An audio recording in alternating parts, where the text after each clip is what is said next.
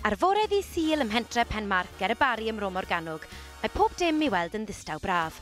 Ond yng nghefn y dafarn leol, mae gan griw band Mawr Liberty syniadau eraill, a buan iawn fe ddaw cerddoriaeth swing y 30au i darfu ar yr heddwch. Dechreuodd Mawr y band 2 flynedd yn ôl, oherwydd roedd neb arall yn chwarae'r math o gerddoriaeth yma. Mae safon chwarae yn uchel iawn yn y band. Dyn ni'n cael lot o hwyl yn chwarae cerddoriaeth sydd yn creu sŵn hapus. Being part of the Liberty Big Band is a lot of fun. There's a lot of great professional musicians here, all of them working throughout the industry today. So it's a great inspiration to the rest of us. Some of them are really top-line players, and it's a treat for me to be playing with them because I'm one of the ancient mariners, you might say, and so it's a real unbelievable treat for me. I just love it.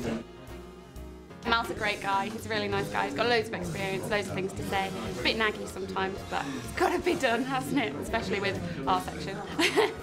It's quite a thrill to reach the last 12 at Band Cymru, and we're really looking forward to it, because competing usually just involves brass bands. But it's nice to involve all bands, wind bands, brass bands and big bands. We are playing against bands who I know have been competing for 100 years. And we're a new band, and I like to think we got a fair chance. You know, we get it right, yeah. It's all in the day. A os byddwn ni'n ennill, bydd Mal yn gwario'r arian a taith dros Cymru I ddangos pa mor wych yw'r cerddoriaeth yma a bod e'n werth gwrando arno. Mae'r band Mawr Liberty yn dod.